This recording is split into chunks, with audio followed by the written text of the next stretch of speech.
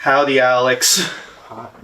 Welcome to the wiretap. Welcome to the first fucking live wiretap that we're not doing over Discord or anything. I'm about it, bro. Yeah, I am too. I'm happy. Also, you're gonna walk away here with a CD. I try to anytime people from the scene come over, I give them a CD. Okay, So, I'm with it. yeah, I have giving me gifts, bro. I have too many. I'm gonna be honest. I have like this whole thing is like almost filled, and like one side of it's just my partner's CDs. Like 3 sides are my CDs. So like I need to get rid of some of them so I can get new ones in and justify not taking more space. There you go. Exactly.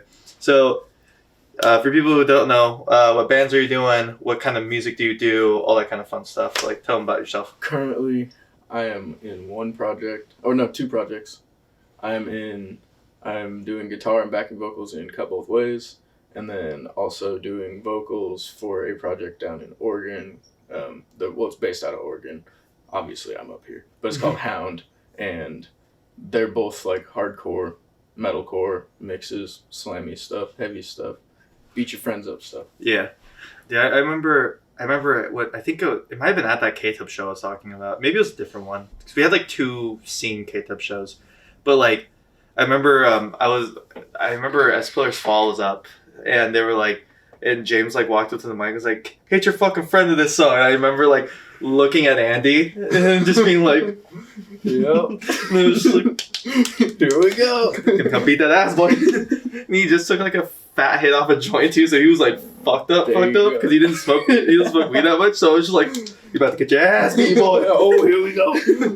Dude, one of my favorite memories of you from a show was that it was actually one of the last shows that I went to before the pandemic started. What show? The one at the Real Art, and the Couple of Woods one. Yeah. And I remember like you walked out to your car and I was like, "Yo, Alex, how's it going?" And you just turned around with like a guitar in hand. You're like, "It's clover time," and then walked back in the venue. Bro, that's so funny. That show, okay, so that Real Art show, that's the one where like Shay was on the table and all that, and Jay got kicked out. That shit killed me. That was a good show, but like beforehand, what people don't know is we recorded a music video. Like we got there at like 11:30 or noon. Holy shit! And like for like the entire time up until load in, like we were just recording and taking shots, doing everything. Like we were having malfunctions the whole time. It was man, it was crazy, but it was fun. Yeah. But we were doing these takes where we had to jump up and down and sing to the song. It was which song was it? I think that was Recourse, wasn't it? Or was it Recourse. Okay, yeah, it was Recourse. Sorry, I'm still going off of like the working titles. I'm getting used to like having the actual titles out. Yeah. But like we did 12 takes total, and it took like a couple hours of we're just like jumping up and down, and it's like take after take after take, and then we played the show afterwards. We were just dead. Oh god, yeah. But it was a great fucking show. Yeah, and you guys definitely didn't put on that you were like dead as fuck while playing. No. You guys are still wild as fuck. Shay gathered us all and was like, "Come on, guys, we gotta push through." We're like, all right. That's some good shit, dude. Yeah, no, I remember I asked when I interviewed Shay a while ago. I remember I asked him like, "Oh, what's your favorite songs on the EP that you have?" And he just was like, "My favorite songs are Milkshake and one other." And I was like, working titles. Yeah.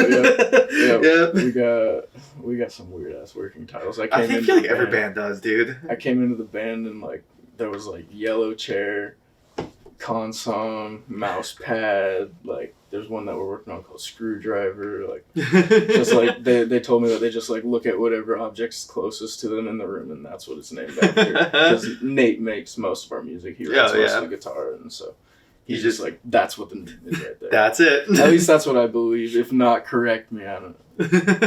Dude, yeah, no. When I was in my band, we did kind of a similar thing, except we would name them after like things we read on the internet. That's on like something. I remember we had one song that was going to be on our EP but we didn't release our EP. But that was called "If It Fits, It Sits." There you go. And then I think we had one that was called "Don't Talk to Me or My Son Again." Yeah. I think we had a couple like that where it's just like named after some internet bullshit. It's one of my favorite memes. Dude, I love that. My son ever again. It's such a good meme. Yeah. So I love Carl's Discord names. Where's my son? Yeah. You know, I was like, yeah, we're gonna do the thing for Join Ops.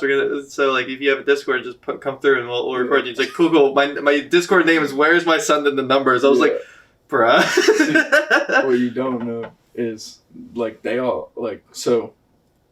old band I was in, Prying Free. My first band, I was the vocalist. Carl was the bassist. He started calling me Dad because I was taking care of all the shit. So yeah, his name is Where's My Son in there, and my name is Dad in our Discord. Oh, so, okay, yeah. That's how it works. So. Yeah.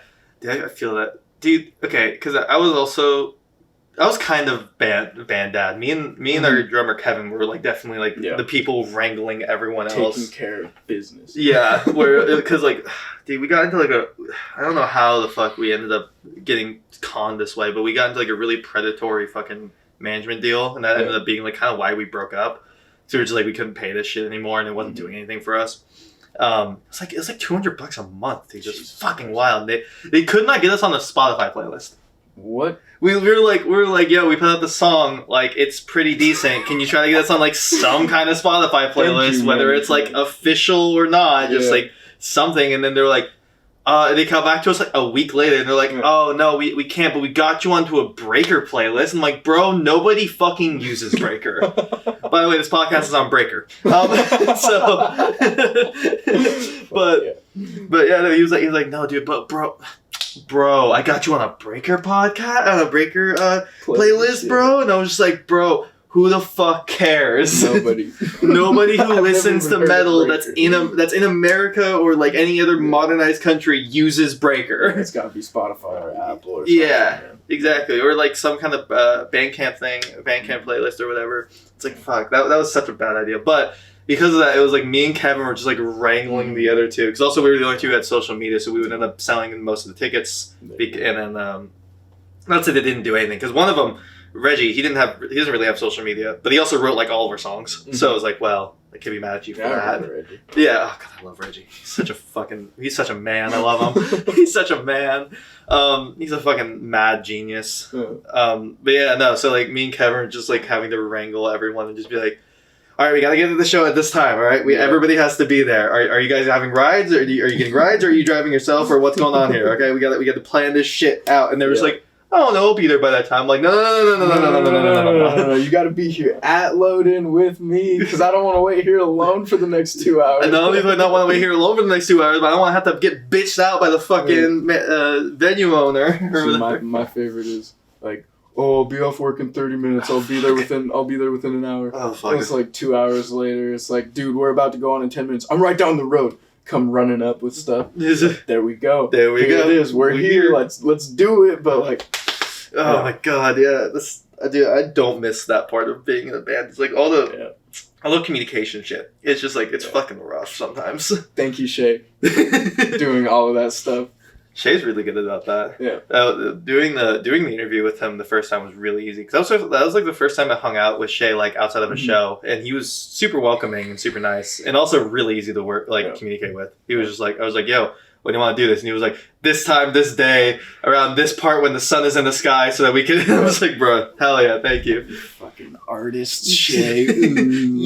I want it with the sunset. I want that golden hour. No, but for real, I love all the boys a couple of ways. True, and Shay does all the legwork, so I love them all too. Yeah. You guys have been really nice with me. Really nice to me and like helping me. And like it's like I said when we were talking the other day, like there's no reason to turn people away, bro. That's true. That's what the music scene is for. True. Yeah. Exactly. Dude, like I remember because I went to my first show when I was I think like 15. Mm-hmm. Or no, I went to my first like scene show when I was like 15. Because I went to school with some of the guys in the Void. I went to school with like Nick and Benny. Yeah. And so they got like their first big show when we were in 9th grade. They're opening for like Moss the Flames. Nice. And I was like, yeah, I'll go to that. Fuck yeah, of course. I want to support you guys. Yeah. Fuck yeah. And I pulled through, and I remember seeing people that I still see like now at shows, and I'm like, oh fuck, I remember seeing you when I was like fucking 15 and cringe. Oh man, hell yeah. And like I remember being like, I want to be a part of this music scene. Like I was like fucking 9th grade and like not like I could like barely get out like a growl, but I was like, I want to be in a band. Yep. I remember like the entire year of like thinking that like doing like whisper screams like ooh was like actually how to do it. But I was like sorely mistaken. Oh god, yeah. First shows though, man. I remember, I was like 16 when I went to my first show. Like, I feel you on that. Like, when you find the scene, and then you realize, like, you go to a show, And it's like, whoa, this is a new place. This is weird. This is crazy.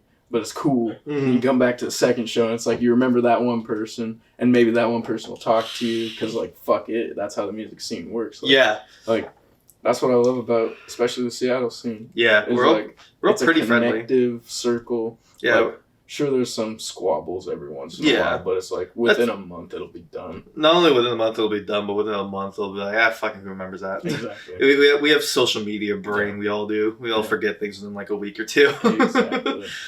not only that, but like we're all pretty friendly. Like you just have to go up and like talk to us. I feel like a lot of times, like you have to just be the guy who goes up and like interjects in the conversation, and you make someone laugh. You're like, you and them are boys now, kind of thing. That's how I've made like most of my friends. I'd walk up, make some stupid joke, everyone would be like, funny. What the fuck's your name? And I'd be like, oh, Tucker, hi. It's either that or like you womp on someone that you don't know on accident, and then you're like, are you good? And they're like, I'm good. And then you give a hug, and then you like keep going about your business. That's how me and Nick G met. Yeah. It was at one of the last shows I ever played. It was like one of the last shows I ever played with Filth and Loser, which fucking that show was so fun, and it was at not Elko, but the Funhouse. It was at the Funhouse, and it's a tiny ass room. Yeah. I'm standing by the back, by where the bar entrance is with Big Nick, hanging out with him. And then I like kind of walk up to the front because he's like, go throw down. And I'm like, yeah, but I want to hang out with you. He's like, go fucking throw down. I got work to do. I'm like, yeah, well, fine. And so I like walked up to the front to go mosh and shit. And then I like walk up the front. I'm staying there for like not even 10 seconds, and I just see like a foot just whoop. I was gonna say it was probably a foot. Yeah. I got like bitch slapped by Nick G's foot across the face. Like a Vans imprint on your cheek. Yeah, I got the checker patterns. And then he finishes his tornado of rage, and he comes over. He's like, "You good, man?" Yeah, exactly. He came over like, "Yo, you good, bro?" And I'm like, "Yeah, I'm good, man." And we went outside, we like pieced a cigarette together. And he's like, "Oh," and we started talking. And he was like, "Oh, you're cool dude." I'm like, "Oh, thanks, man." Yeah, so I'll see you around. I'll see you at the next show. Yeah, exactly. It was super fun. Like that's why I like our music scene. Nothing's like super serious. We're all pretty protective of each other too. Yeah. I feel like, like whenever I remember a lot of times, especially if someone's like a photographer, I feel like we're all really protective of our like photographer friends. I feel like, or at least I am, because whenever I see people start fucking around with them at shows, I'm like, you better fucking stop that. They have a camera in their hands. You're about to get some shit you don't want to get. Yep. That's $3,000 you're about to break if you're not careful. Yeah. We're about to break you for a lot more with the U.S. healthcare system. Let me tell you what. God damn. Like I remember it was I forgot. I think it was an extortionist show. And I remember Joseph was taking photos, and I remember some dude kept like slamming into him. Yeah. And I remember like right as me and Eli were about to like walk over and like pull the guy aside and be like, "Hey, dude, you better fucking stop that!" Like Big Nick just grabs him and starts like pulls him like all the way through the venue. That's beautiful. I love Big Nick so much. Thank you everybody for keeping us safe. True. Thank you. Thank you, security guards. Always. Oh my god. Like one of my favorite moments of Big Nick actually, just really quickly. So I feel like everybody who goes to shows has a favorite Big Nick moment. If we're talking Big Nick moments, I have a handful. Oh yeah, did you go on tour with this band? Yeah. Prime Free and 2 Clicks back in the day. That was a good time. Oh god, I remember seeing posts from that. You guys played in my brother's town that he went, Coeur d'Alene. He lives in Coeur d'Alene. Yeah, at the Castle House. I remember that show was fucking insane, bro. Dude, I remember I saw pictures of the guy like, didn't he break his nose or some shit? No, there was a dude that got fucking like whomped in the face and broke his orbital bone. Like I believe that's like around here. Yeah, I think it's like the eye, kind of like around the eye socket. Yeah, yeah, he like busted that shit, and then like there was another dude. I think that was during 2 Clicks set that one happened, and they played right after Prime Free did. But then during Prime Free set, there was this dude. I think his name was Blake. But he was just like swinging, and he didn't even like hit anybody. He just was like having such a good time and like whomped the fucking concrete wall behind him and just bust his wrist. And he kept going. He didn't realize until I was told that he didn't realize until like he went to grab a beer afterwards after the set. Like he like goes and grabs a beer, tries to pick it up. I'm like was like, oh shit, and his whole they said his whole wrist was like twice as big, and they were just like, yo, you need to go to the hospital. And then they sent us pictures of his x-rays, and they're like, post this, and we're like, okay. That's so sick. Yeah, so from what my brother tells me, and again, if anyone's watching from Coeur d'Alene, this might not be entirely accurate. I'm just going off memory, but what he was telling me is that there's only like one or two like house venues there. So like everybody who's like into any kind of music goes to those house venues, no matter what the fuck they're into, because it's like it's the only music we got unless you want to drive to fucking Boise or Spokane. So it's like no. We were kicking it like so we pulled up to that. So Prying Free, it was me, Carl, Aaron, Kevin, and then 2 Clicks. At that time, Stan wasn't there. He was in the band playing bass at that point, but he wasn't on that leg of the tour yet. But it was also Dell, Andrew Wagner, Wadge. Yeah, Wadge. Big Nick, and then Michael Scoggin, our tour manager. Like we all just pull up in this little mini bus. Like we had a short bus for tour, and we were dragging a trailer behind it. We pull up, and we get there. And we walk in, and I just remember there's a bunch of, like, black metal kids. Sitting on the couch, like, looking at the TV, like, watching drum cams of, like, black metal drummers. And I was like, all right, this is what we're doing. And then I walk into the back room where they told us to set up merch. There's, like, 3 kegs of PBR. And they're just like, bands drink free as much as you want. Everybody else has to pay $1 a cup, and all the proceeds are going to you guys at the end of the night. And we're just like, yeah. Oh, my God, that's sick. Honestly, yeah, the Coeur d'Alene scene showed the fuck up. There was like 150 people packed into like this tiny ass little house. Oh my God, like, good ass time. Yeah, they showed the fuck up. Like, holy honestly, shit, one of the best paying nights of the whole tour. Like, that's so sick. Thank you, Coeur d'Alene. I will come back with some project at some time to the Castle House in the future. Oh my God, that's so sick though. But yeah, we're talking Big Nick moments. Yeah, we're Big Nick moments. Hit me with your Big Nick moment. My Big Nick moment was we played the show with Slaughter to Prevail when I was in my band, and it was like one of the best shows we ever played.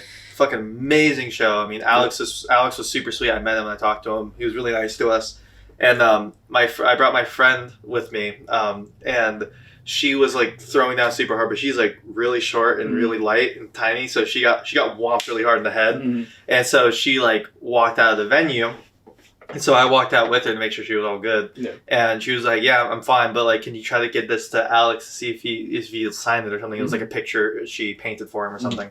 So like, yeah, sure, I got you. And as I'm like getting up to go with her picture, I see the back door of Alco kick open, like the one that's on that weird corner, and I see kick open. And I see Big Nick walk out with a dude, and he's holding the dude by the fucking belt and the collar, and he just throws him cartoon style, like out the door. He's like, "Fucking stay out!" Slam, and like slams the door. And I was like, sounds about right. I was like, "God damn, man!" Man, everybody in the Seattle scene knows Big Nick. If you don't, you're not a true Seattle scene member. Like, even though there's not membership, but you know what I'm saying. Yeah, like if you know, you know, kind of if thing. You know, you know. I love you, Big Nick. We fucking love you, man. But oh like, my God. I remember being like 16. I was at some like 2014, 2015 metalcore show. Like it was just one of those good old days shows, and like I didn't know many people. I was there with my homie Aaron, my old drummer from Prying Free. Yeah. Like we used to go to shows all the time in high school. We show up, we're hanging out. We have a couple homies that we had already made in the scene, and then like I'm throwing down hella hard, and Big Nick. Like, you know how sometimes he'll, like, throw down while he's working? Yeah, he'll occasionally like, throw down he'll for be a like, second. "Can I cover up my security shirt?" I'm like, "Throw down." He's like, "Yep," and he goes for it. Yeah, so Big Nick, he started throwing down behind me, and I didn't realize. Oh, he back swung, gave me a concussion. I don't think he knows that. But, yeah, you gave me a concussion. This is the first time I'd ever encountered this man. He gives me a concussion. And then he picks me up and he goes, "You good, little homie?" And I was like, "Yeah." And he's like, "All right, you're going up." And yeah, like you said, he grabbed me by the belt and the collar, throws me up on top of the crowd. That's the first time I ever crowd surfed. That's amazing. Yeah. That sounds like Big Nick. This is right after I got a concussion, so I'm dazed as fuck. I'm like, I don't know where I am. Like all my shit's like falling out of my pockets. And I come back around and he's like, "Sorry for hitting you." And I was like, "Nah, it's all good." And he's like, "I like you." I was like, "All right, you're cool too." He's like, "I'll keep you safe." And I was like, "Cool, man." And that's how our friendship started. Hell yeah. What a G. What a G. I think I remember what my friend Kyle, he went to I was telling him, like, he moved to Colorado and came back. And before he moved to Colorado, I wasn't really, like, in the music scene yet because I hadn't been in a band and I wasn't able to go to shows because I was, like, really, really broke and trying to move out. So, like, I remember I started going to shows and I got into a band and everything else happened. I made a bunch of friends. And so when he came back, I was like, "Oh, do you know this guy Big Nick? Like, he's one of my favorite people I've met in the music scene." I was like, "He works for Elko. He works security." He's like, big dude usually wears a bandana. He's like really fucking tall, really quiet. And he was like, yeah, that dude saved my life at one point in the fucking show. And I was like, oh really? And he was like, yeah, I went to go see what's your Gerard Way's wife's band? I forget what MSI. Yeah. He's like, I went to go see MSI, and like I got like pushed over and then like started getting trampled, and he just like walked over and just like he just picks you up, puts you down. He just puts me back down and goes like, and then walks back over to the pole, and I was like, yeah, that sounds like him. That's why Elko has the best security. True. All those dudes. And yeah, they're all super nice. They're all super nice. There was a time right before COVID like really kicked in, like Terror came through. Oh yeah. And like I hadn't stage dived in a minute. I hadn't been to a show in a minute, and I was like, you know what? I've never seen Terror. I'm gonna go to this show. I know that people love to stage dive to Terror. I'm just gonna stage dive all night long. I got in like 30 or 40 throughout the whole throughout the whole night probably. But during Terror, I was just going off. And you know how sometimes they'll like section off part of the floor for like gear for the bands? Yeah. So I go to stage dive, and I like the lights are flashing going everywhere, and I jump, and I didn't realize I dived right into that little pit that they sectioned off, and Clay, like, you know, Clay, he's got the orange hair, that dude, he tries to grab my leg to stop me, but I had like a tiny ass rip in my pants, and his finger goes right into it and like rips it all the way down my leg, and then but he still caught me, and like I'm just like leaning over this like railing, and he's just like, you good? I'm like, yeah, I'm good. And I like leaned back over the railing and kept stage diving. Oh yeah, that's amazing. Time, that's so good. I saw Terror once. I think they were on tour with Knockloose like a couple years ago on Jesus Piece. I remember, all I remember about Terror's set was that like literally everybody stage dived. Mm-hmm. I did think so. I was like, I'm a little heavy and tall, but I was like, I don't want to crush anyone, but like. I just remember watching like everybody stage dive, and I was like, "Oh, this is so cool! This is lit." The only big memory I have of that is I was hanging out with when they were still in Nas Pillars. I was hanging out with like Eli and James and I think Boomer and Casey as well. Yeah. And with Kevin, and we're all like kind of standing in the back of the floor of Elko. And I remember Jesus Piece was playing, and we were just kind of watching. They're so fucking good. And they're so heavy. Oh my god, they're so hype. And I remember just this guy jumps like over the wall of the pit, like 3 or 4 rows of people back, and just starts hitting James. Like it just starts crowd killing James, and I'm like, me and Kevin are standing like next to James, and it was like, oh my god, what the fuck? We just like immediately like, dive out of the way, like, oh my god. Dude comes back down, and then like we're just kind of, it was like the last song of their set, so Jesus Piece ends. We look at James, and James is like, I'm gonna go get a whiskey double. He just walks into the fucking into there. And I think Year of the Knife went up next. Yeah. That was a really good show. Bro, Year of the Knife is so good. Jesus Piece is one of the bands that's like on my list. Like I still have like a lengthy list of hardcore bands that I haven't seen because I didn't get into the scene until I didn't even get into heavy music until I was like 16. Yeah. Like I was born and raised Christian. Like I was raised on Weird Al Yankovic, Spirit 105.3, Christian Seattle Radio, yeah, and like a bunch of other stuff. Like I went through like a Christian rap phase. Oh, dude, same. Dude, Toby Mac was my shit. Toby Mac, bro. There was this one guy named Lecrae that I used to listen to all the time. Nice. I don't know if you know him. I don't know that one. I was in like 3rd grade, like bumping Lecrae. He's like preaching about God, and I'm like, this is hard, bro. I remember that about Toby Mac. I remember I listened to a Cutlass and I think Switchfoot. Switchfoot. Yeah, like all that kind of Chris shit. 1,000 Foot Crutch. Yeah. I remember also because I started listening to like because I like Cutlass, but it's like I only like the songs they scream in it because I was like 6th grade or whatever. Mm-hmm. And then I was like, I remember I found Under Oath, and they're like, we're a Christian metal band. And I was like, fuck yes, my dad's not gonna hate me for listening to this. Fuck. And then when I started listening to it, and then my dad was like, bro, you can listen to whatever you want. I don't care. You don't have to listen to Christian music. I was like, oh, okay. And then I got into everything else because my dad's a punk from like the 80s, so he's like, I don't care. Just listen. And I was like, all right, cool. There you go. My mom was happy that they were Christian. Yeah. But it's always a plus. Gotta make mom happy. Yeah, exactly. Yeah. I remember I bought America, or what was it? It was the album American Idiot by Green Day. Yeah. And my mom was like, did not approve. Yeah. She was like, see that E? It means explicit. And I'm like, yeah, Mom, they say fuck in the song. Who cares? I'm in fucking 7th grade, my guy. I get called worse every day of my life. Oh, man. I remember when I came home. Like, I remember when I learned the hack. going to the public library, Oh yeah. renting the CDs and ripping them to my computer. Yeah. I remember when I came home with Whitechapel and the Black Dahlia Murder.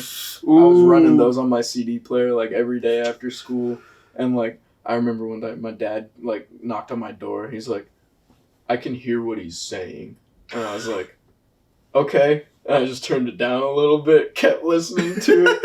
Yeah, man. That's so good. Good old days. Dude, yeah.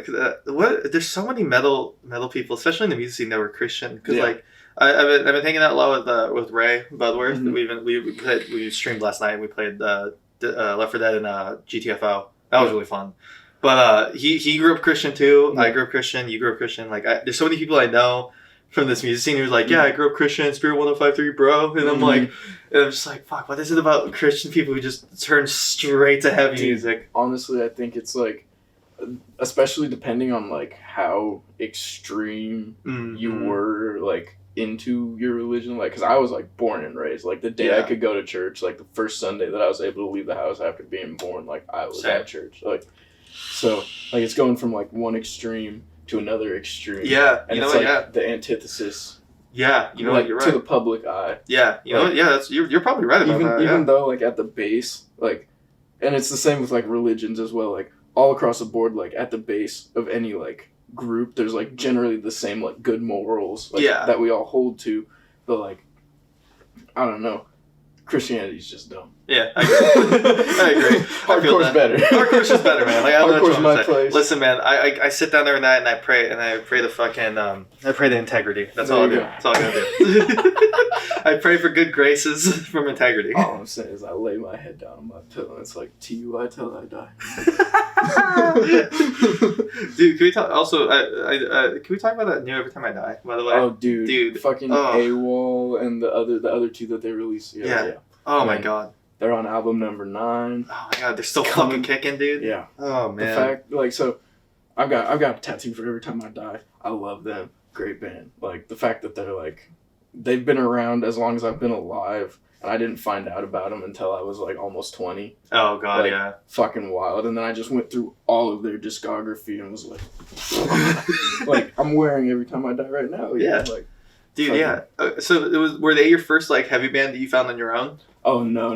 Like the first first heavy band that I like started listening to on my own that wasn't a Christian heavy band was Black Veil Brides. Oh, okay, yeah, like, I feel that. I started off at the bottom of the barrel. I feel that. I did too. So the first band I found that on my own was Census Fail. Okay. So I feel you on the post-hardcore thing. Yeah. I went through post-hardcore, I went through the entire cringe gauntlet. I was into Black Veil Brides, I was into I was a little bit into Sleeping with Sirens. I was mainly into Pierce the Veil though, out of the two of them. I was into like Under Oath, even though they're actually really good. I really like Chiodos. My first band was literally a Chiodos cover group. Like, we sounded exactly like Chiodos. Like, we weren't a Chiodos cover group, but we were a fucking Chiodos cover group. Yeah, exactly. We were the Walmart brand Chiodos. There you go.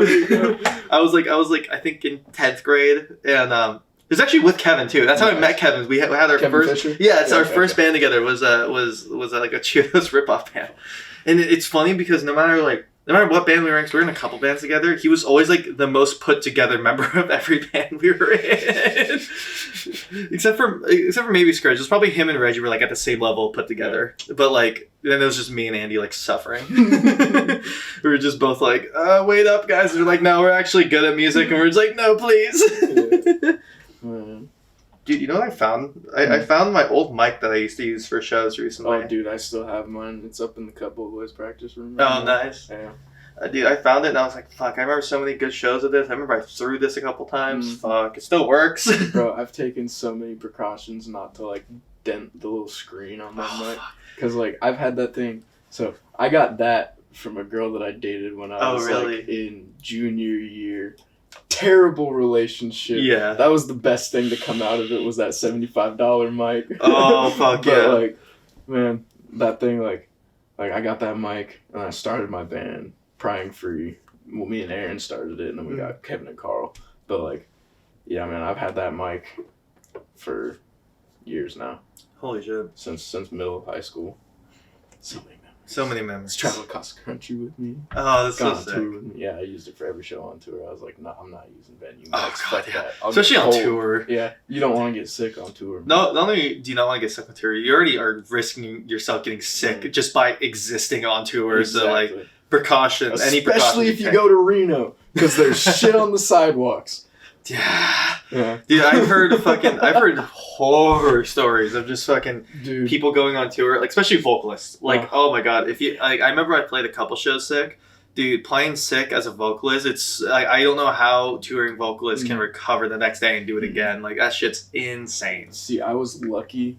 Like the tour that we did, like it was 2 weeks. It was pretty quick. Like still a good amount of time to like be on the road, but like it was quick especially for your first time really going far outside your home state. That's good shit. Yeah, like it was a good amount of time, but like, dude, I'm lucky I didn't get sick that whole time. And honestly, I attribute it to being in a weed coma for the entire fucking tour. That's like, fair. When we left for that tour, like, because you like when you go to a pot shop, you can buy an ounce in a day. Yeah. So for like the whole week leading up to that, like I had saved up like $700 just to spend on weed for the whole tour. Because I was like, we're gonna be going places where I don't know if I'm gonna be able to find a shop easily or anything. Yeah. And I'm like, we're just gonna have a great time. I was young. I was just turned 21. I was like, I can buy this shit. Like smoking blunts the whole tour, bro. We went on tour when we left. I think we had like 10 ounces in the van. Oh my god, like, between like dabs, weed. Everything. Dude, especially going on tour with like all the Prime Free Boys and like Delrick and shit, you gotta bring that shit, yeah.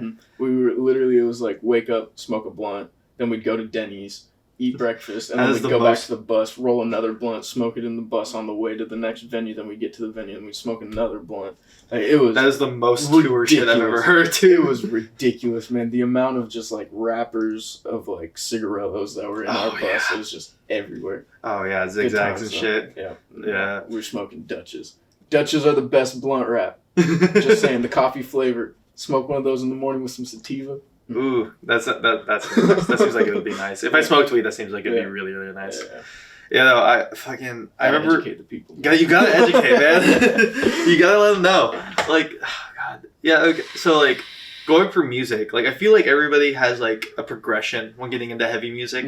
Like I have people who I know who went like I literally had a friend who problematic now. Problematic always really, but he got into Marilyn Manson. And then he went straight from Marilyn Manson to black metal. I showed him so much shit in between there. Didn't latch on to any of it. I showed him one Darkthrone song. And he was like, I want that. Yeah. And I was like, all right. That's a true black metal fan. Oh, yeah. Like, he was like, if it doesn't sound tingy and like it was recorded down a castle hallway into a shitty $50 gamer mic, I don't fucking want it sweaty. And I'm like, all right, cool. So I have people like that. And there's I feel like a lot of people like me where you like just progressively get heavier and heavier until you reach like a peak and then you kind of go down into what you actually like. Like for me, I went from like post-hardcore all the way up to like porno grind, and then I went down a little bit back to grindcore and like hardcore and stuff, and that's kind of where I stay now. Like, what was your progression like? Was it kind of similar, or was it more just like jumping straight? Like I said earlier, like so, I started off with just like weird ass music, Christian music. Weird Al Yankovic, that was like my base, and I attribute my love for experimental music to Weird Al Yankovic. Yeah, I do too. Because honestly, that's literally like all I would listen to as a kid, like on repeat, album after album after album. Like, but from then, like I remember when I was 10, I got an MP3 player from my grandparents because we had gotten our car stolen recently, and my MP3 player was in there, and my grandparents were like, "Here you guys go, like, nice, have new stuff, like replace the stuff you got stolen." I was like, "Cool." My dad took it while I was sleeping and put a bunch of music on it. He put like Metallica, he put Linkin Park. He put the Metallica S&M album. It's a live album where they play with the San Francisco Symphony. Oh yeah. And they just recently did a second iteration of that, which I haven't listened to yet. But that first one they did, awesome. And I already loved like orchestral music. Yeah. Like later on, like I went on to play trumpet. I played trumpet for 7 years. Oh okay, so did marching band, did orchestral band. God, you're a ska band's wet dream. Holy shit. Exactly, bro. But like, what you doing playing Hartford? You're getting big bucks. Ska punk millionaire. Yeah. But like, so from that, I went on like, and I started getting into like a little bit of Metallica. I'm not a huge Metallica fan, but like, props to them for what they did. Oh yeah. But like, I definitely leaned more towards like Linkin Park once my dad started showing me that shit, and so then I like latched onto like a new metal sound, and like I was still listening to like Skillet at that point. Then like fast forward to high school, I'm a freshman. I start playing in band and I started doing marching band. I met a bunch of friends that were like into heavier music and all like the scene kids. And this is like, I think this was like 2014. So like scene was still like alive in high school. People still had the hair. People still were doing like crazy makeup and piercings and all that kind of shit. It was awesome. And then one of my friends, her name was Angelique. Beautiful woman. I will love her till the day I die. But she just goes, you should listen to Black Veil Brides. And then the next day, that night I went home, listened to them. Next day came back, and like I was like, you know what, Black Veil Brides, they have cool music, but like I gotta say, like Andy Biersack's eyes are just like piercing, and then we bonded over that. She's like, Andy Biersack is a beautiful man. And we were like, yeah. From then on though, like I went from Black Veil Brides, and then I found Whitechapel.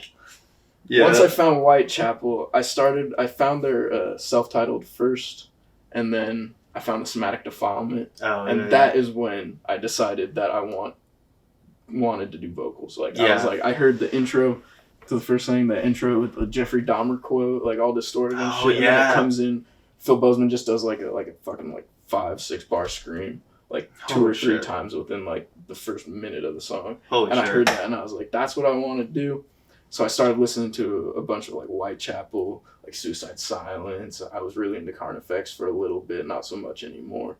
But like I got really into like deathcore. Same. And then from deathcore, I went on like, so that was freshman year. Then sophomore year in high school, I met my buddy Aaron, and then he was like I was still listening to Black Veil Brides pretty heavily at that point, and like I was like, yo, like, what kind of music do you like? I like Black Veil Brides. He goes, Black Veil Brides is shit. You should listen to Ice Nine Kills. And I was like, okay. I thought he said Ice Man Kills. Oh, okay. So for like a week, like I still didn't know Aaron. So for like a week, I was like trying to find Ice Man Kills. Couldn't find it anywhere. I was like, damn. Then me and Aaron finally hung out again, like just by happenstance. And I was like, you said Ice Man Kills. He was like, no, Ice Nine Kills, dumbass. So I was like, okay, went home, listened to that. And that's when I got into metalcore. Yeah. Because like, I came in to Ice Nine Kills' career. I don't know how much you know about them. I know some, yeah. But they have an album called Safe is Just a Shadow. Mm-hmm. And that album, me and Aaron, like, that was our inspiration to start, like, a band. Like, we were both listening to that album heavily, like, all the time. And then they put out, Ice Nine Kills put out their Predator EP with a bunch of bangers on it. And, like, but so I started, like, descending into more metalcore. Yeah. Got really into Mice and Men for a little bit. I feel that. And then, like, it just, like, opened up because Aaron was like, look at this, look at this, look at this, look at this. Aaron Moriarty is one of my greatest friends and has been for like 7 or 8 years, probably I think 7 years. That man has showed me more music than anybody I ever known, and thank you, Aaron. Yeah, that's all I gotta say to that. But love that. Anyway, hell yeah. Yeah, no, I got into everything, and he would always tell me like, listen to this band. I'd be like, no, I'm not gonna listen to that band. And then like a year later, I'd be on that band, like. And he was like, I told you so. Every time. Every time. And this is with like hundreds upon hundreds of bands. He's just like, told you so. And there's still to this day bands that I will not listen to. Just out of spite. Out of spite entirely. Especially Spite. I'm not actually a huge Spite fan. Really? No. That's the band that like really got me into like hardcore actually, because like they're like the mix between. Because I was a deathcore kid too. Mm-hmm. I heard Suicide Silence. I heard No Pity for a Coward, and I heard the second breakdown. And I was like, I want to do that. I want to do that really bad. Mm-hmm. So like, little fun fact about me is I used to sneak out of my house a lot when I was a teenager, and then that eventually led to me kind of being like on off homeless. But like, when I would sneak out, I would just walk because it's Kirkland, so like nobody's fucking awake. It's like fucking graveyard past 10 p.m. So anyone who lives in Kirkland, by the way, is either a troubled teenager, a fucking rich businessman, or old white ass people. So like nobody's up in the middle of the night. No one's up.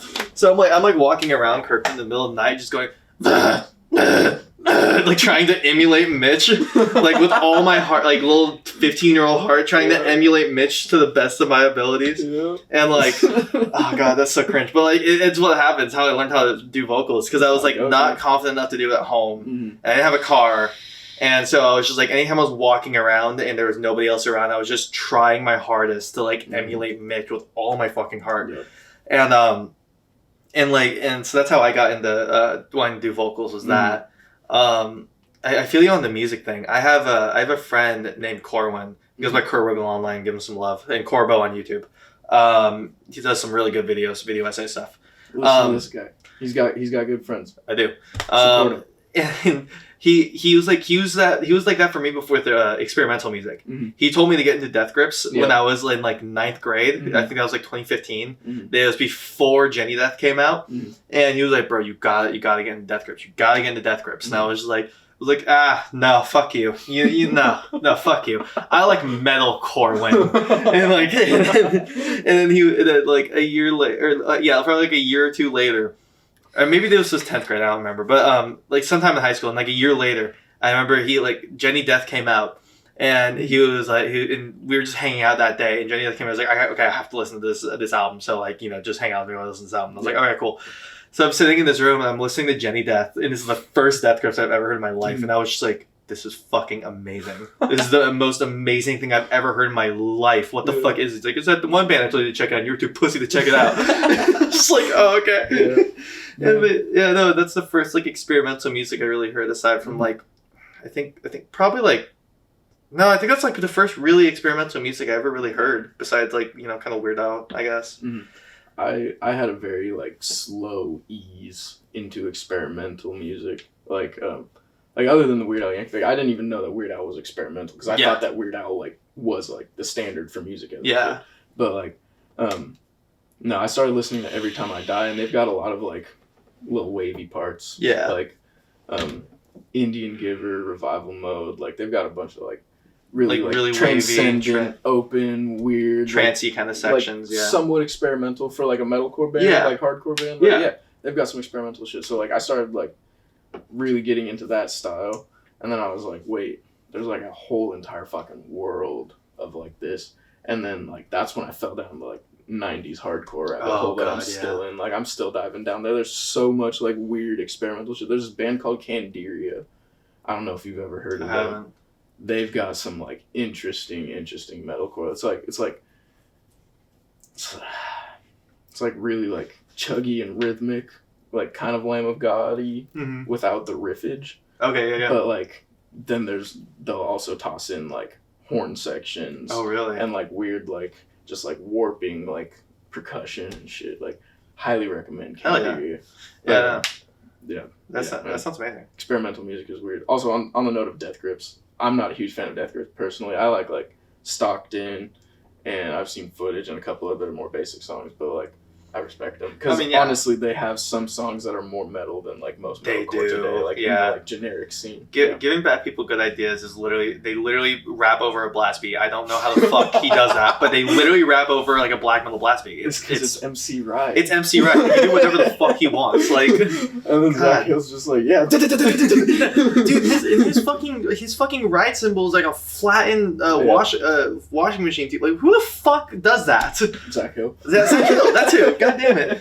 Like, fuck, dude. Like that's the thing. Especially being in the band with Kevin, I can't imagine you could be in a band with Kevin Gawler and Kevin Kevin and Carl and not at least respect Death Grips. Dude, like I respect Death Grips because yes, they are some of the strangest and weirdest music and musicians that I've ever heard. Like they put out some weird shit. Oh yeah, like hands down. It's like straight, just like meth and mushroom music. It really is. Like that's basically what the vibe is when you hear Death Grips. But like, I don't know, man.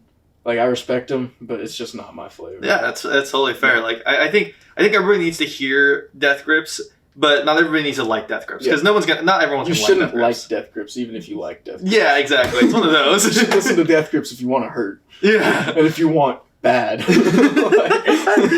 how I feel about 100 Gex. I'm like because like I've been really on the hyperpop wave a lot, because I think it's some of the more experimental music that's coming out of like modern music lately. Yeah. And like not only that, but like I really love just how they're willing to push pop to like its parody levels of extremes. And like it's every time I show someone 100 Gex, I'm like, you need to hear this. You're not going to like this, and that's okay. But you need to hear it. You just need to. And then they're like, okay. And then I play it, and they're like, I like some of it. And I'm like, that's an improvement. See, we can work with this. We can work with this. Because they're so fucking weird. It's like, okay, take Nightcore vocals, take super auto-tune vocals, and take the most crushing bass you've ever heard of your fucking life. And then just take a little sprinkle of noise music techniques, and then you have 100 Gex. Alright, well, I'm gonna be honest and say that I have not listened to 100 Gex. So You're gonna let to show me. Yeah, I'm gonna show you. Okay. I'm gonna show you. See, this is how a music friendship should work. It should be like, oh, you haven't heard that? Okay, you're listening to it. Not do you want to? It's you're going to listen. This is a good example of how you should like conduct yourself when it comes to presenting music to people. Just be like, here. Don't say do you want. Say you're getting. Yeah, you're gonna get this because like I do this a lot when people are like, you should listen to this band. I'm like, okay, and then I just forget or I don't. And then especially if they say, do you want to? I'm gonna be like, no, because I'd rather listen to something I know because I'm me. A lot of music lovers have anxiety. I mean, that's why we love music so much. Exactly. And so it's just like trying. Yeah, exactly. And like so trying new things sometimes is like no, but if you're just like no, you're gonna get this. It's like okay, and then you find something you love. So.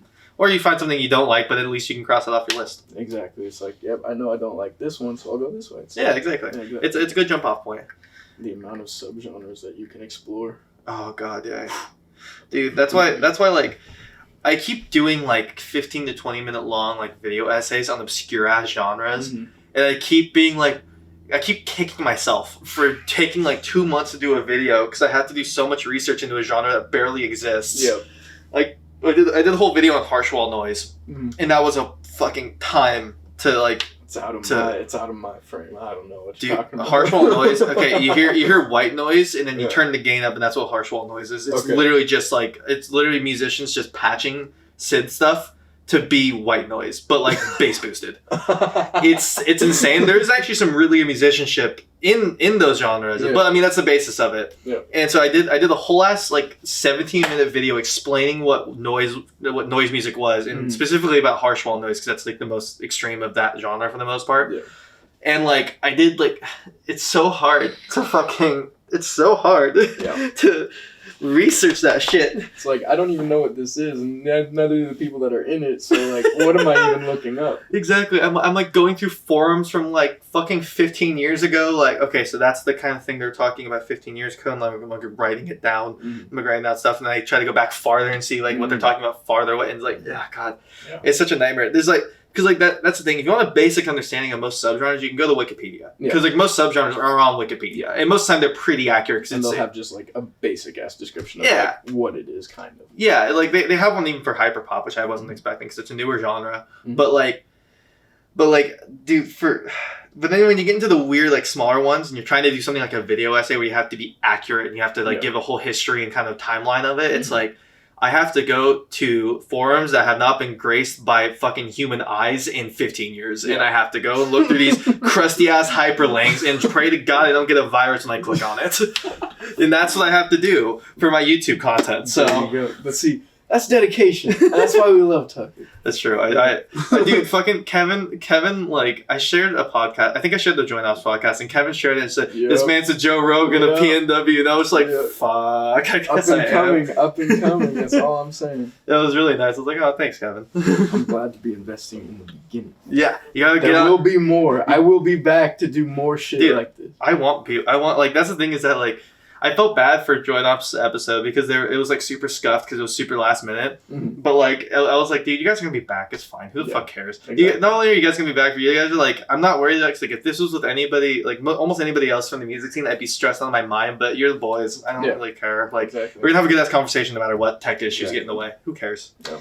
Like and that's another side note, real quick. Join Ops. Yes. Go follow them. They're on SoundCloud. They have more music than you've ever released in your life. Dude, they really do. And they did it in like a year and a half. Yeah. And I lived with them and watched them make most of it. And I have some songs with them. So go check it out. Join Ops is sick, dude. They're some of the sickest rap that's coming out of the Northwest. Because a lot of the rap out here is like kind of horrorcore rap. And that's all fine and good. But when you're surrounded by it, it's like I don't want to listen to another horrorcore rap. It's like you get trapped in that bubble. Exactly. The same cycle of like 5 different bands. Exactly. Yeah. And like I had that issue when I was like really heavy fucking with Ghostman, like 2019 or 18. And I was like, God, I need to get out of this like circle of rap. And I know there's good rap being released right now. I just need to go find it. And like, because Ghostman, don't get me wrong, great artist, but that's the only rap you're listening to that's being released at that point in time, especially 2019, 2020, 2018. Some good ass rap was released in that time period. Yeah. And so like, I had to like break out of that. And so like, yeah, Join Ops is so fucking good. Yeah. It's like, God damn it. They make some good ass shit. And they make a lot of it too. They're out there really just producing. Carl's insane, dude. Like I said, I lived in a house with them for a year. Did you ever swing through that house? I don't think I In did. Tacoma? I don't think I did. I was living with Kevin and Carl because we were doing Prime Free at the time, but Mhm. also they had a whole like studio set up in the garage where they did joint op shit. Like they built like a box and soundproofed it into the garage. Like, Oh, that's awesome. like, and they were always in the studio out in the garage, like Always just cooking. making something. Carl was either making a beat or Ricky was like rapping a verse or something, freestyling, like always doing shit. They're some of the hardest working musicians that you don't know about, and True. like you gotta support them. They're my so boys. fucking good.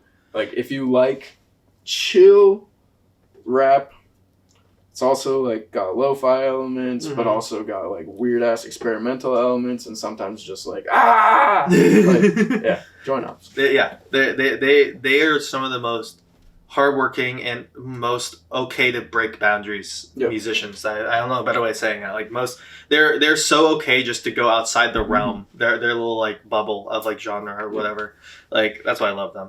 That's why I like Prime Free a lot too. You guys really did some interesting experimental shit. And all of that wasn't even intentional. Like there's a lot of people that like are like, oh, we're gonna make experimental music. It's like experimental music doesn't come from like the desire to make experimental music. just It happens. comes from making music as it comes. Yeah. It comes from just like getting in a room, being like, you're gonna play something, I'm gonna play something, this guy's gonna play something, I'll probably put something on vocals in a second, like, and you just let it form. Yeah. Like, I know a lot of people out there don't like Deftones, Shay, but like one of my favorite things that I heard in an interview, their drummer Ed Cunningham, they were talking, and the interviewer goes like, what is your creative process? And he's like, oh, we all just play something and tell each other to fuck off when they tell us what to do.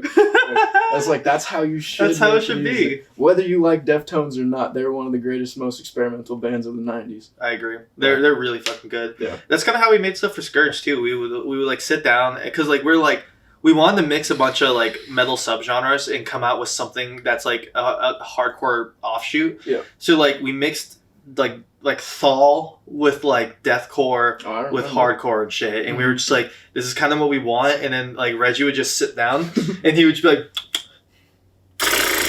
and then just be like.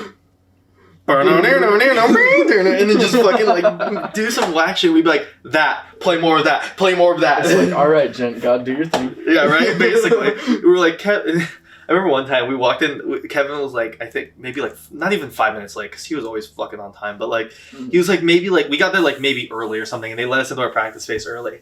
And we walked in, and Reggie started like had gotten set up, and like he was just playing something. And we're like, oh, we should make a joke. We should play a joke on Kevin and be like, hey, Kevin, what do you think about playing a song in like in 5/8 or something? Like just making some meme about some weird time signature because like he would play it because it's Kevin, but he would fucking hate us for making him play it. And so we'd always like joke around about like oh, we wrote a song. It's in like 9/16, and he's like, you can go fuck yourself. And then he walks in and he's like tired as fuck, had like a shitty day at work, and we're just like, okay, what you think about play a song in 5/8? And he just picks up his bass drum and walks the fuck out the practice room. Yeah. Like, yeah, no, it's just that's how experimental music comes around. It's like, Mhm. God, I forgot who said it. I think I forgot who said it, but somebody said, I saw a quote, and Juan from Ground Feeder told me this. It was like, the way I think it was Santos actually who told me this, but like the way we get our sound is by all of us sitting in the room together, and that's the only way we can get our sound. Yeah. Is like, you can't even, that's what like, how people are like, man, they only replaced the bassist, how is their sound different? Mhm. It's like, well, because it's not the same guys anymore, Mhm. because it's not the same charisma between all like 5 or 6 or whatever of them. It's now they have a new member in the mix, Mhm. and so now the tone, the charisma, and what they're going to want to make is different because they want to stay in the pocket of their own members.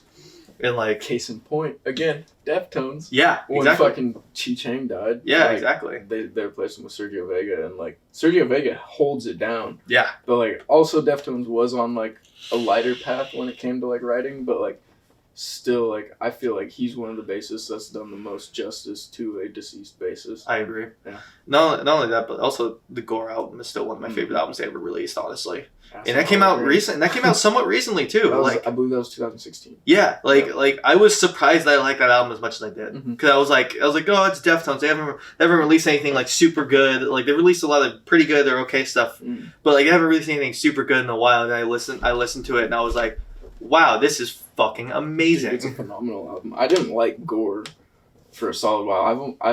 I didn't get into Deftones, not gonna lie, until like 8 months ago. Okay, yeah. Like That's fair. beginning of the year, but like they got me through COVID. Man. Oh, Like, yeah. I literally maybe 3 days ago, I did an entire discography run. Just started with Adrenaline, ended with Ohms, and it's like, just gotta do that sometimes. Yeah. I do that occasionally for Census Fail. I listen to their whole discography, and they have like fucking 9-10 albums at this point, and it's like, by the way, if you want to get into Census Fail, my favorite album by Census Fail is Renaissance.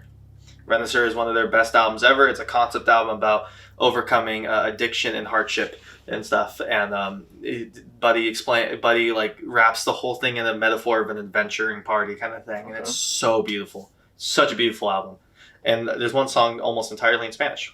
Oh, nice. And he does a pretty good job with it, apparently. I don't know. I don't speak Spanish, but I've read online from people who speak Spanish that he does a great job. So yeah. That is research. Yeah. There you go. They have like a whole music video where they're trying to impress I think, God, who was it? Avril Lavigne or something? Some pop star. They're like trying to win the heart of some pop star, and they have a drag queen come in and like teach them how to like dance and stuff and like how to cook. It's beautiful. It's That's amazing. awesome. One of their best music videos. I love them. But like, I think the reason I think I wanted to ask, like, I'm gonna answer this first because I have it in my head and I'm gonna forget. But like, what made you love like your favorite band as much as you do? Which I think is a hard question, but I think it's a good question to talk about. Goes in steps. Yeah, exactly. For me, the reason why I love Census Fail so much, because it doesn't necessarily, I guess, have to be your favorite band, because I don't know if that Census Fail is my favorite band, but they're definitely my first band. One of the top. Yeah, one of the top for me. Yeah. And for me, the reason why I love Census Fail is because they every like 2 or 3 albums, they like redesigned their sound into something new. Yep. Like they were post-hardcore emo, exactly. They were post-hardcore emo when they started. And then they went to like metalcore, hardcore, and then they went to like pop. Now they're in like a pop punk area right now. Their last album was like super pop punky, and it was really good, and I really liked it. Which is hard because like I'm not a huge pop punk fan, so like it was really cool for me. But that's why I love them so much, is because they like redesign their sound every couple albums to be something new and interesting. And they're confident about it. Yeah, exactly, and they're confident. They're willing to like try it, and that's why I love it. I love them so much. Nice. Yeah, I mean like. It varies band to band, because like I don't believe in having like one best friend, one favorite band, agree. one favorite food. Like there's multiple favorites, there's multiple best friends, there's multiple. Yeah, I agree. Of the best, like, but like when it comes, it's just like it's a toss up between like Every Time I Die, fucking Deftones, and like Ice Nine Kills, Turnstile, like oh, Turnstile was so good. All of those bands. Some of them aren't too drastically different in the way they sound, but like you say, they drive their sound forward. Like Every Time I Die, they like we were just saying earlier, they progress their sound. Yeah. Like they started out as like classic '90s metalcore sound, and moved all the way up to like a modernized, like it's like got like a southern feel to it. Yeah. Like, kind of Pantera-y, like, and like just like got this weird vibe to it, but they do it, and they do it confidently. Turnstile, they started out as a straight up like East Coast hardcore band, and now they're like an experimental band. I love them, dude. Turnstile's great. Time and Space was like a testament to like a progression of sound. Chef's Kiss. I wasn't too much of a fan of like the Share a View remixes they did. That's fair. That's also just because I don't really like. I'm not a huge fan of electronic remixes. music or remixes or like most rap. I'm not a huge fan of, but like, fucking. They're still willing to do that. Yeah, and they're willing to do it with confidence. When they come from such like a heavy background in their scene and in their history, like it's cool to see like the actual desire to like make something new, like and progress. Like because most bands won't do that. Most bands won't risk that like such a harsh sound change up. Like when Census Fail moved from being a post-hardcore band to being a fucking just straight like metalcore hardcore band, that was a big change. That's a big change for them. That alienates a lot of their audience and a lot of their like mainstream ability and stuff.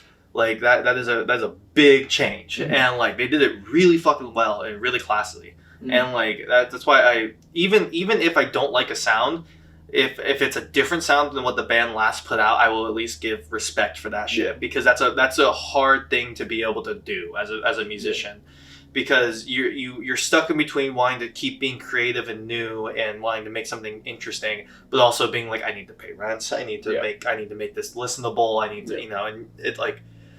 That's why, like, whenever a band comes through and they're like, "This is a new sound, we're doing a new thing," it's like, "Fuck, I want to support that," like, because it's just, like that's so cool and interesting, and I'm happy that you like do something like that. Yeah, and that's the great thing about merch. True. Buy merch instead of buying into the music. Like, exactly. That's why branding a band as like a tactile thing, like a business. Is a good idea. Like, exactly. Like, so you can have your old fans that still love you and they'll still come out to hear you play your old songs. Like, they'll still buy the new merch, but maybe they don't like the new songs. Like, there's still a way for you to connect with your audience while still, like, holding your old fans and gaining new fans. Like, exactly. Multiple ways to do that. Exactly. Like, just being in a band, man, it's such a weird mashup between like having to try to run a business and then also being creative and then also having like network and shit. It's such like a weird. There's so many skills you have to learn while being in a band, and it's amazing how quickly you can pick it up. Yeah, like if you like dedicate yourself. Like when I was in Prying Free, like without Prying Free, like I would have no knowledge of like music business whatsoever. Like I would have probably a general idea like most people do, but like. There's so much stuff, even into going like a DIY band booking a local show. Oh god, like, sometimes it can be as easy as like Elko hits you with an email, you email them back, they say come pick up these 50 tickets, try and sell at least like 5 of them, please, maybe. Yeah. And then you go do that, or it could be like you're going to some bar that you've never heard of, but your friend's band's playing it, and you want to play with your friend's band, and it's like. Then they're like, oh, wait, the time is getting moved to this time, so you got to be here later, or you got to be here earlier. It's like, oh, we're sharing a backline. Oh, wait, you already brought all your gear. Oh, no, now you're in a sketchy place with your car. Like, you might get broken into. There's so many different, like, even beyond, like, business, like, things that you got to learn about, like, securing your gear, securing... like your people, because that's the most valuable part of the band, honestly. Especially playing in some of those sketchy places that you end up playing in as a band. Oh my god, you got to be careful sometimes. There's so many different aspects of like what it goes into being specifically a DIY band, but a band in general. There's like just this big ass bubble of like so many different skills that all interconnect somehow. Dude, one of the worst shows we ever played in my first band that like actually started playing shows. It was like an old we were like 90s style mellow death band, and this was fucking terrible. But we played a lot of shows, and that's how I learned a lot of the skills that I have. And we were playing at the Real Arts. I forgot I know one of the bands was Crude Goons, one of the best fucking grind bands in Washington. Fucking love those boys. But I forgot who else played. It was a local, like, it's basically like a local grind death show. And they moved us to headlining for no reason. I don't know why they love it when that happens. I don't know why they did that. I don't know why they thought that would work or do anything, because we basically went up with the sound guy and our friends, and that was all that was in the venue still. And there was only like 2 of our friends that we brought, because we were all at the time living up north. So like we don't got any fucking friends in Tacoma that still live there. So like I had like 3 at the time, and they were all like, we working, sorry. And I was like, yeah, that's fair. So like it was basically like my mom, the sound guy, which I think was Aaron at the time, and then like Aaron Lanfor, and then like 3 other people, and we just fucking played at like midnight, and we're just like, why are we doing this? Why did they move us to headline? We were local. We're not only a local band, we've only been around for like 3 months. Why? And we were just, after that, we were just like, we're not playing headliners ever again. Sounds like you got a dick promoter that wanted to let everybody else go home earlier. Yeah, sounds like it. Dude, I've had that happen a few times, and that's always shit. I will fucking hate it. There was one time, Prying Free's 3rd show ever, we played with Remain and Sustain and Crafter. Oh, nice. I don't know if you know either of those 2 I know bands. Crafter. Okay, get into Remain and Sustain too, bro. Really, really good band. I believe they're from Colorado. Crafter's actually not a band anymore. Yeah, I remember seeing that. That makes me sad. I remember I saw them with a rig time at the Real Art a while ago. Prime played that one. Yeah, I remember that. Yep. But so we were out at the Chuck, right? Mm-hmm. And Crafter and Remain Sustained come through. Can't remember who else was on the bill, but it was a really, really fun show. We were slotted to play first, and then the other band that was playing second, the other local, they it was gonna be Prime Free, Remain Sustained, then another local, and then Crafter on the headliner. But then the other band dipped, and then Remain Sustained and Crafter were like, "Yo, like we gotta share a backline. Like we're gonna keep our stuff all on stage. We'll just open and play second, and then like this other band can play third." And like we're 3 shows into our career, and Prime Free's just like, we're headlining. Oh god, like, yeah. There was maybe like 30 people there. Yeah. It was still like, that's still this horrifying. Is so cool. It's like sometimes it works out in your favor, sometimes it works out against you, but like. Yeah. No, I remember when we got there, and they're like, "You guys are gonna be headlining now." No. At first we were like, "Oh my god, we're headlining! Oh my god! Oh my god!" And we were like, right before we went on, we realized like what that meant, which was, "All right, y'all can go home now. It's fucking locals. They can do whatever." And I'm like, "Oh fuck!" Like, sometimes that shit works out, sometimes it doesn't. But like, it's still like an interesting experience because it's just lessons. Like every show, no matter what happens, you learn something. Cause we play the Dismembering Mary's EP release show. It's actually how we met Reggie. Before we even knew him, he went to that show and we just didn't know. Mm-hmm. But we played that show. We were opening. I don't know why we were on that show. We did not fit that bill at all. But they asked us. They were like, "Hey, you guys want to play?" And we're like, "Yeah, sure." And then we're like, "Fuck it." And then we realized like we were the only one that wasn't deathcore on that whole bill, and we were just like, "Ooh, no one's gonna like us." We went up on stage, we were playing, and then like halfway through our set, the fucking drum monitor caught on fire. Just the monitor next to our drummer, just like. And we were just like, and he was like trying to get our attention, but we were in the middle of the song, so I turned around while I was like screaming something. And he just kept like, he would like be like blaspheming and be like. I'm like, you got a weird tick, dude. What the fuck are you doing? And then I turned back around to the crowd and started screaming. And then the song, and then I turned around and I saw like a little orange inside of the amp. Like, oh fuck! And I was like, oh. And so I turned around. I was like, hey, the drum monitor's on fire. And I just heard no mic or anything. I just heard the sound guy just go like, fuck! And then just saw a flashlight just move. Fast walking through the entire venue. That's beautiful. Yeah, he just pulled the drum monitor like outside and then was like, well, there's no drum monitor for the show. Shit sucks. And then just walked away. And I was like, yeah. Oopsie daisy. Shit happens, man. That's why I love DIY shows though, man. It's, shit like that can happen, and like even though it sucks in the moment, it's like, fuck, this is gonna suck dick. But like, such a good story. Bro, that Castle House show I was talking about earlier, that was one of them sketchy ass DIY. Like, it was a great show, don't get me wrong. Yeah. But, like, it was one of those places, like, literally no joke. Like, people will say this and be like, oh, I've been to a venue that's like da-da-da-da, like this, and it was shitty. But I kid you not, the setup was, the stage was maybe about as big as your desk, so it was big enough to fit the drum set barely. We had to extend the legs onto the floor of the basement to like keep the bass on the fucking stage. Oh my god. So Aaron's back there tucked in the corner, and then literally like our amps are like wedged into these tiny ass corners so that like there's barely any room. Like Kevin's amp is on the stage next to Aaron behind Kevin. Carl's bass amp is like on the side in the back, like, and there's a fucking extension cord that's hanging from the roof, right? And everything is like wired around, like stretched and like moved awkwardly to like fit into the plug. And then right next to the extension cable's right here, right? And there's a drip of water coming down right here. And nobody's saying shit. So I'm like, does anybody have some duct tape? And so I like duct tape the thing up again, right? Mm-hmm. And then I go back and I realize, fuck, now I gotta move the amps again so I can actually plug them in because it's too far back. Like, fun ass show, but like some of those house shows, man. That house should have caught on fire, bro. Yeah. Oh my god, house shows can get wild, man. They also had like a wild ass PA setup in there too. Oh really? Like just one big ass speaker next to like the furnace in the basement. It was like the Hive. All sketchily. It was literally like the Hive, but like a bit smaller. Oh my god, and 150 people came through. Like there was so many people there that like. People had to like sit on the stairs to hear the bands playing. My There was god! People like upstairs drinking while bands were playing. That's like, it was wild. Packed. It was like a fucking like movie scene like punk show. Oh, like, that's amazing. Show.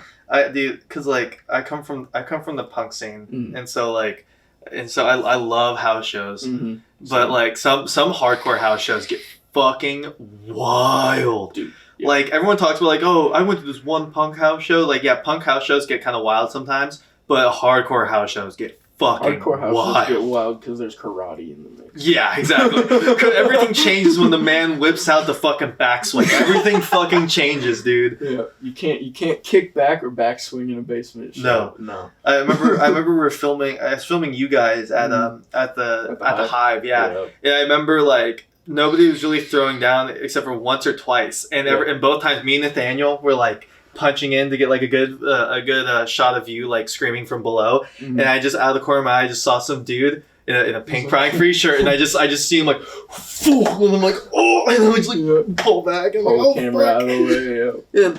God, man, that show was so fun. I remember I remember I have one good shot. I think it's actually in my intro for We Are All We Have, but like of you and this other guy throwing down like right next to each other, and then the dude like gets pushed back into the wall, so he like slams his whole body into the wall and kind of like walks off screen. And I think that's part of my intro. But like, God, that show is so wild. Hardcore house shows get fucking wild, dude. I can't wait till we can have shows again, so right? We can play some more house shows, because that's gonna be the first step. Because all these venues are going out of business. Yeah, it's like people better open up their basements so I can be angry. Yeah, DIY house shows are gonna be really important when we open up again.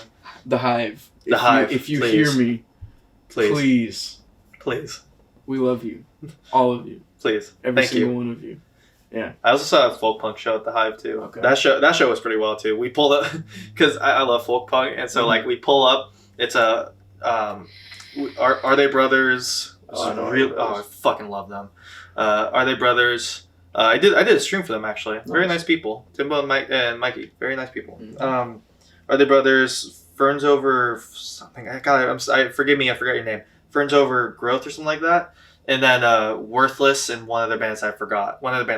But we pulled up with like 40s. You know, it was like I pulled up with my buds with 40s, and we're just like, all right, walking into the folk punk show with the 40s. Let's go. Like everybody's gonna take one of these to their hands and drink until it's gone. Yeah. Just like I think we had like an extra one. So I was like, I walked down into the venue and I was like, how fast can I get swarmed if I ask who wants this? So I just went like, everyone on the 40s. And it was like 30 hands shot up like immediately. It's like the first one that grabs it gets it. I was like, it was first come, first serve, and they just whoa.